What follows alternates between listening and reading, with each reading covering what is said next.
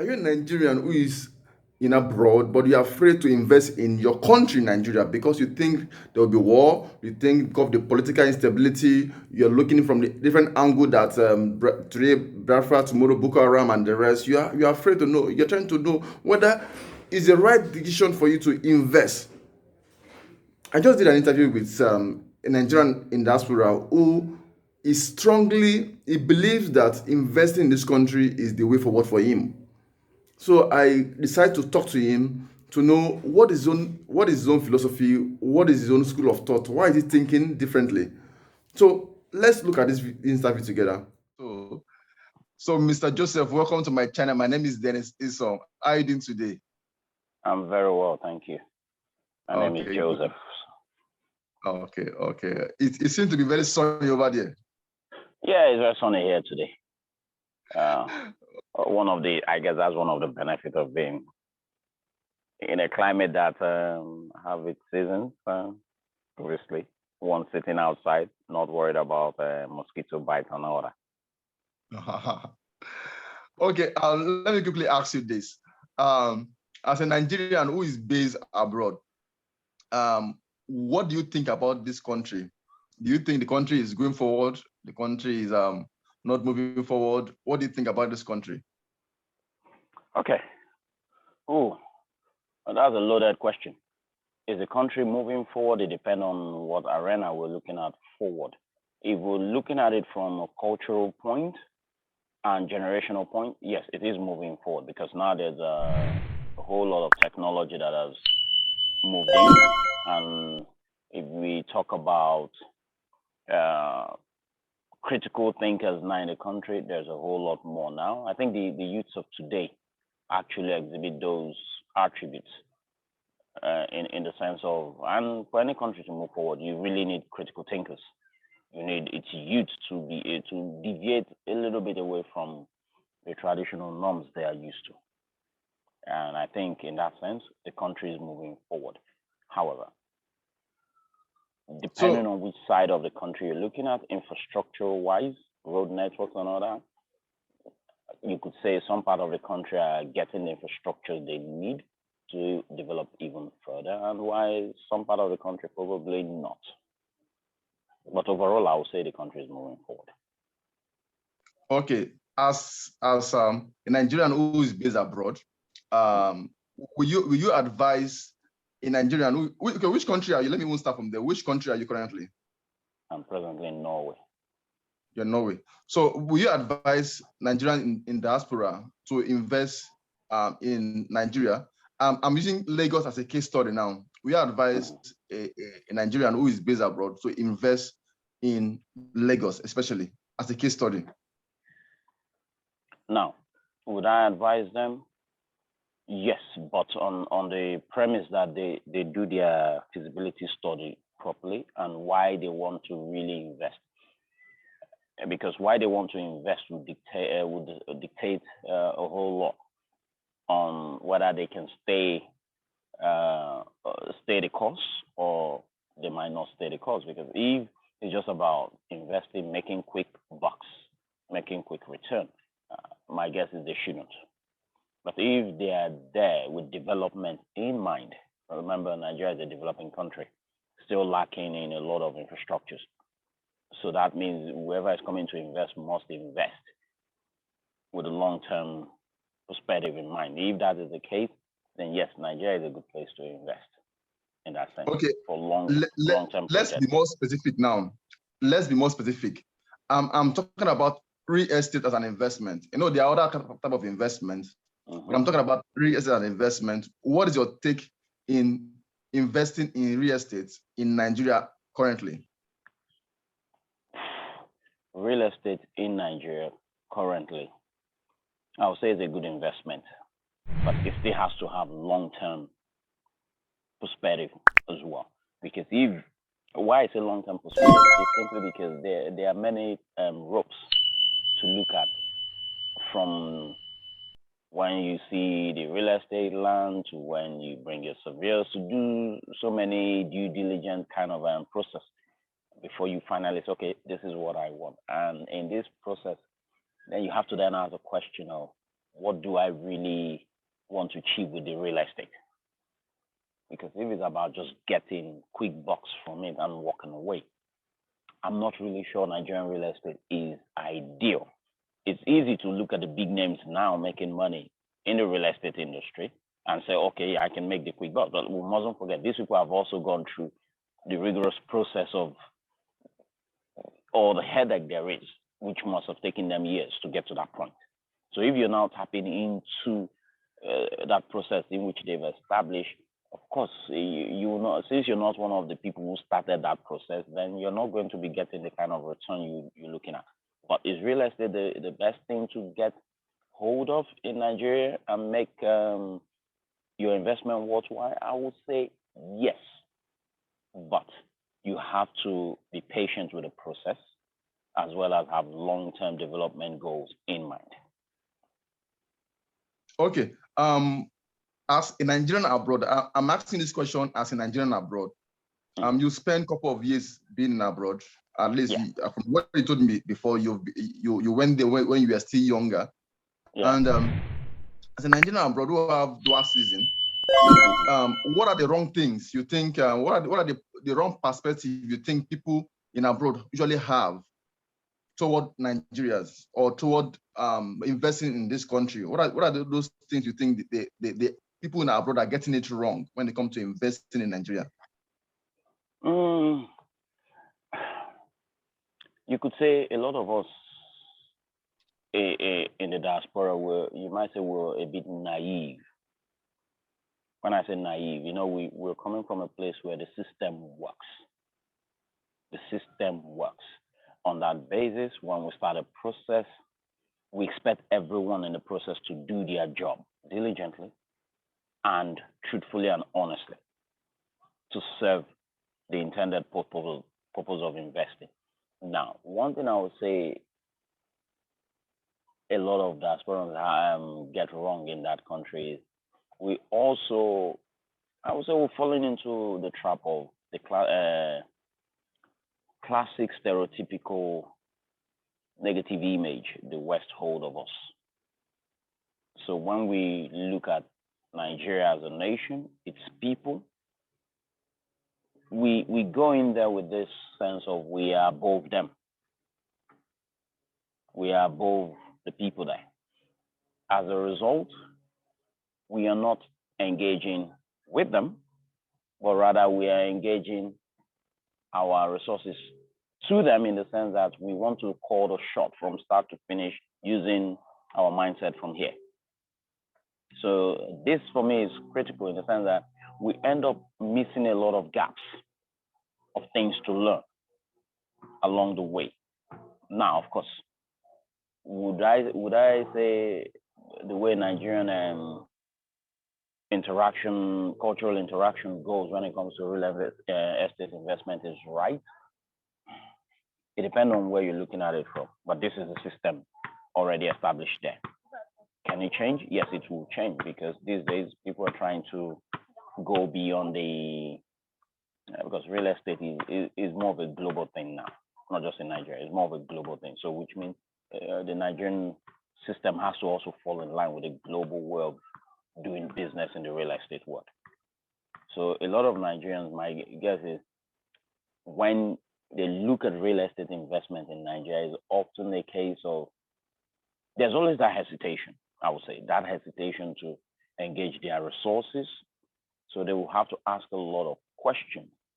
And I don't think there's an amount of questions you will ask that if you yourself are not there in person, can give you the best answer you want. You have to be there in person. Unfortunately, where I would say a lot of them get it wrong is once they start involving too many people in the process. Because too many advice sometimes means things are not, you don't get the clarity you need. Because I think from what I've been reading on the Lagos State and land registration thing, there's a clear process that could be followed. But of course, we're not going to, if we begin to look at the institutional aspect of how these things are done, then again, the factor of Nigerian incompetence when it comes to administrative things as well begin to flare up. But still, I'm sure with someone following the due process, you can still get things done. It may take time, but then Nigeria lacks technology in that sense. So while it may take time, you just have to be patient with the process, as I said. Okay, you make some vital points, and I want to make it more direct. Ask you a direct question. I know that you have a couple of properties in Lagos, especially, and you said one of the challenges people face is they tend to involve so many people when they want to buy property, especially those in abroad. So when you want to buy your property, the one you have currently, what process do you take?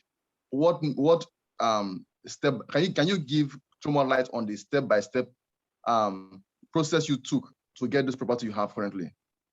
Okay, my own process was straightforward. I have people in the real estate business already. So when it came to me, I just thought, okay, look, I would like to get a piece of land in this country.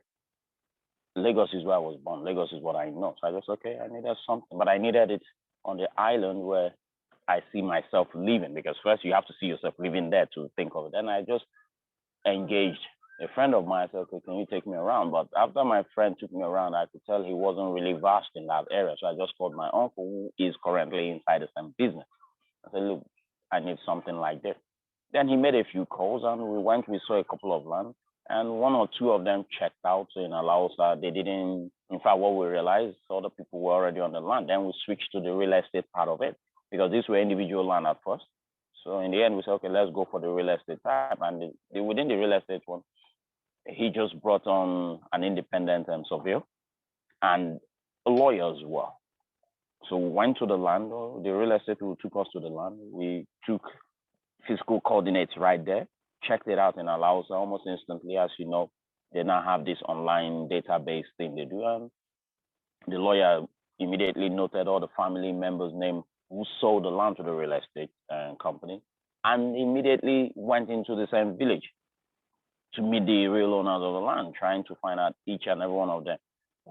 He got all the names of the village, the family in question. So we didn't pay anything until after a week, when he got every details of what he wanted. So, and then the coordinates also came back that, yeah, the real estate people own that particular place, and it's already gazetted as they claim and everything. So that was when a contract was drawn up, and then we paid for it. But up until then, the due diligence was done by this brother, and my uncle didn't even know the real estate people. It's just since this was his business. So I think this is a case of diaspora.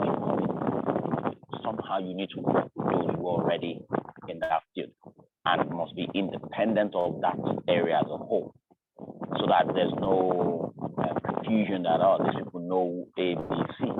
So when you bring your own independent person, at least that person know they are working for you.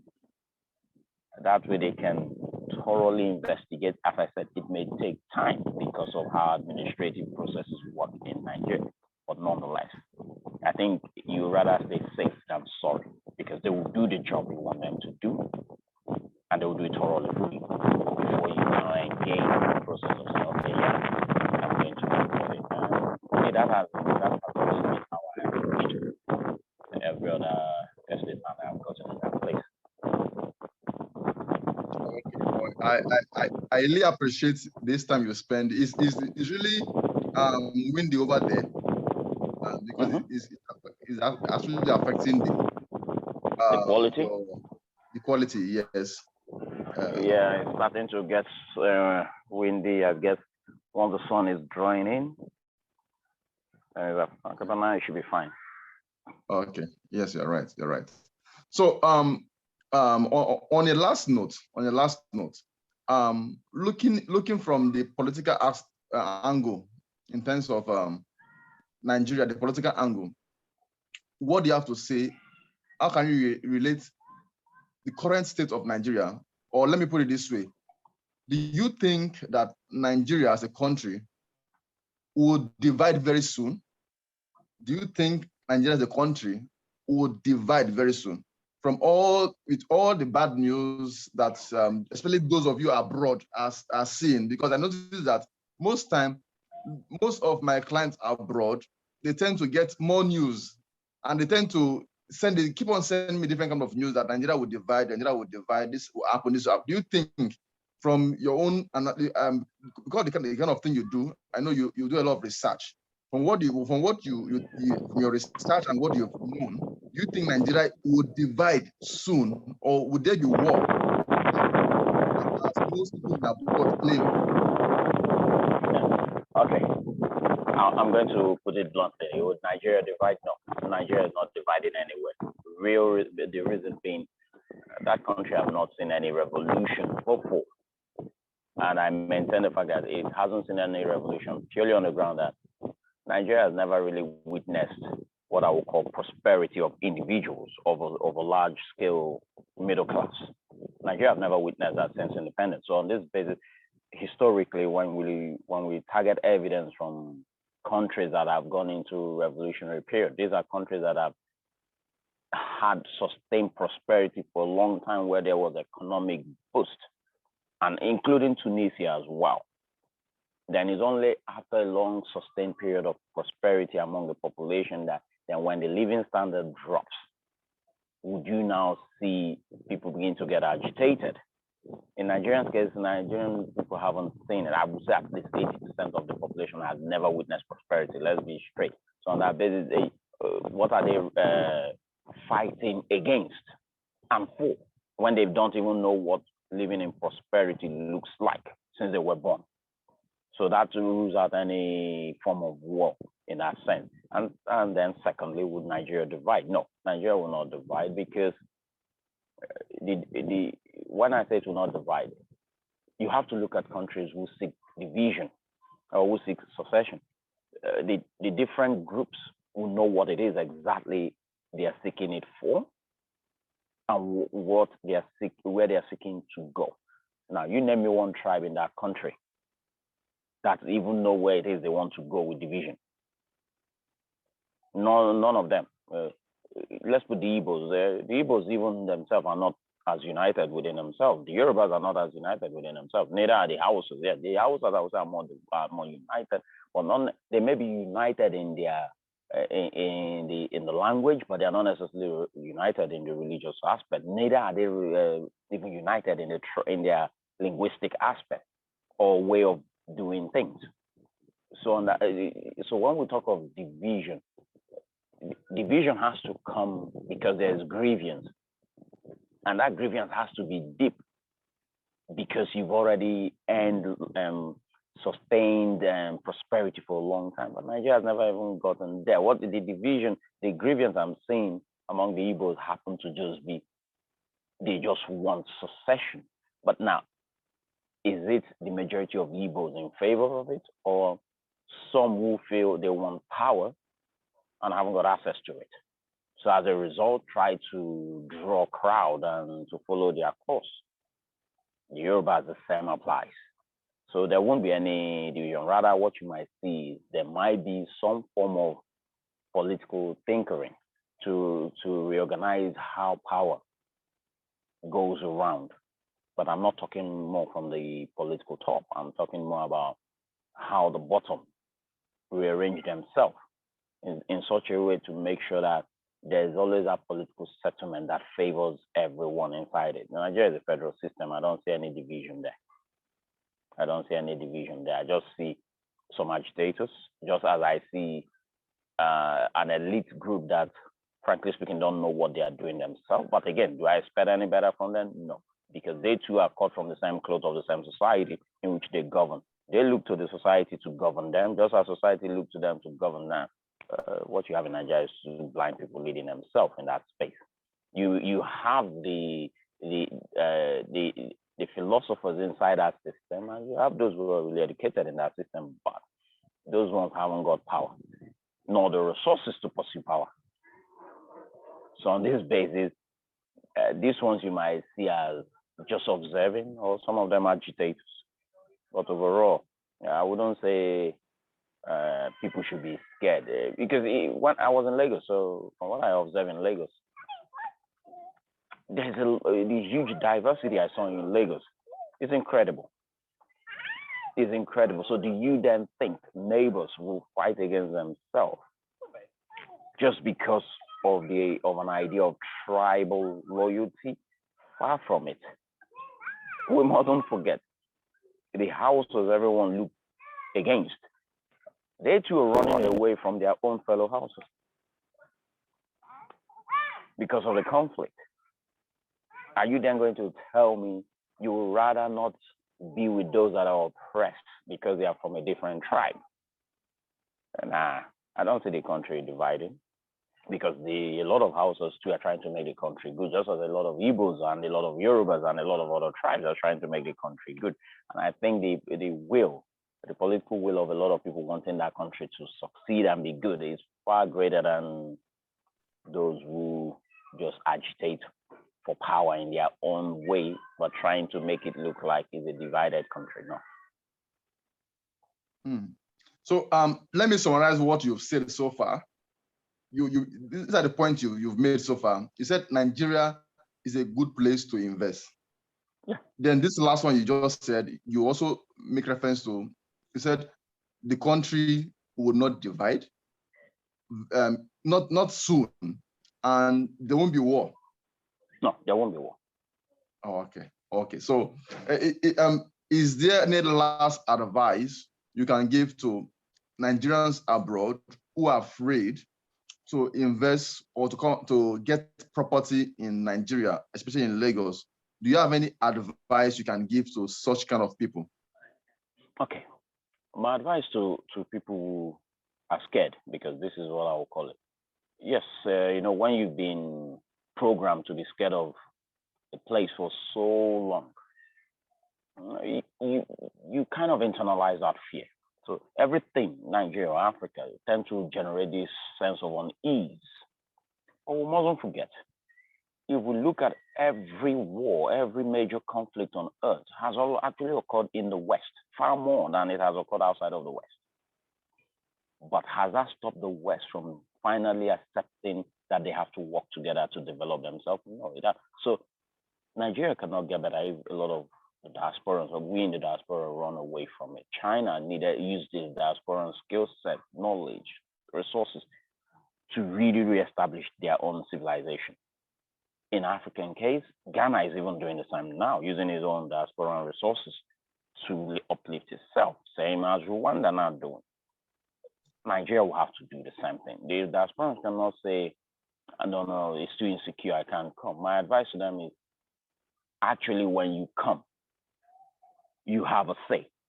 When you bring your resources, you have a say how far that place can develop. But when you don't bring your resources, you're scared. Of course, I don't blame them because some of them too have had negative experience among our people and the mindset of that culture. I do accept that. So that can make anyone hesitant. But my advice is they should try. And that is why investing in that country should not be seen as a short-term thing. Rather, it should be seen more as a long-term goal. Because if it's short-term thing, then you run the risk of not going through the due diligence process well. Whereas if it's a long-term thing, then you will follow that due diligence process well and actually establish things in such a way you can actually change people's viewpoint and mindset the way to suit that investment you're bringing into that space.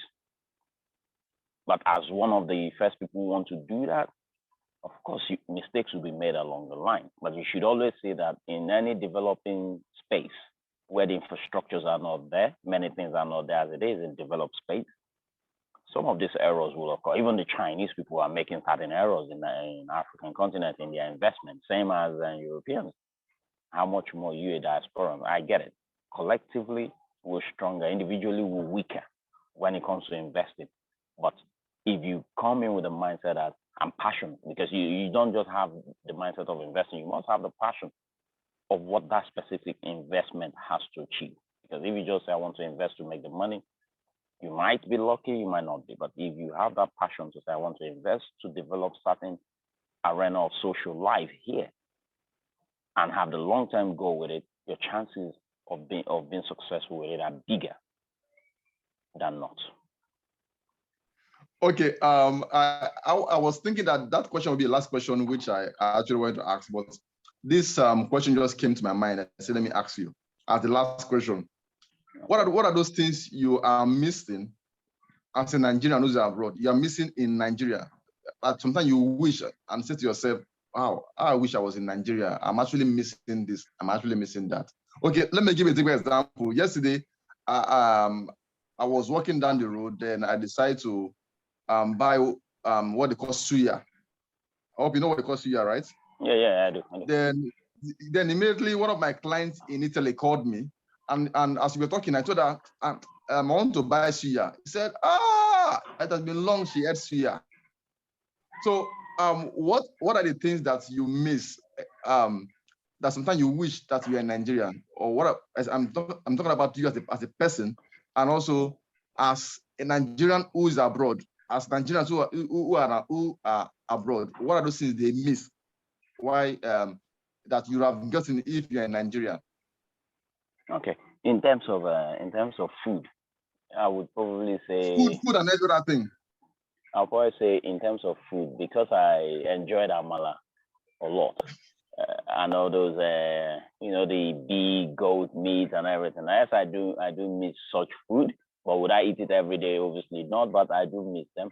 And I would say a space to socialize the Nigerian way. And one place I wouldn't say the Nigerian way, the mixture of cultures in this one, like Oniru Moist Beach space. I enjoy that space, and that's one space when it comes to clubbing that I miss. When it comes to partying and mixing with fellow diasporans, I miss that aspect. But overall, when it comes to doing business, would I say I miss it? Not necessarily so, but it's still a new space for me. Doing business, there's still a new space for me. I'm sure with time I'll get used to it. But overall, I wouldn't say beside the food aspect, I wouldn't say I miss because I've always been what you would call a diverse man when it comes to into mingling with different cultures and spaces. So I'm always that vibrant in that space. That is all I could say. But the one thing I would definitely tell you though, what I don't miss is quite a lot than what I did. That much I would say, and that's how I would leave it. Okay, thank you very much, Mr. Joseph Nnachi, right? Yeah, I, yeah. yes, I appreciate you taking your time to share this insight with us. I really appreciate it. I hope some other time when I invite you, you will show, right? No problem. Okay, thank you very much, and I All right appreciate then. it. I appreciate it. Okay, Thanks for the time. no problem, no problem. If you have not subscribed to my channel, just do that now so that you don't miss any of my video.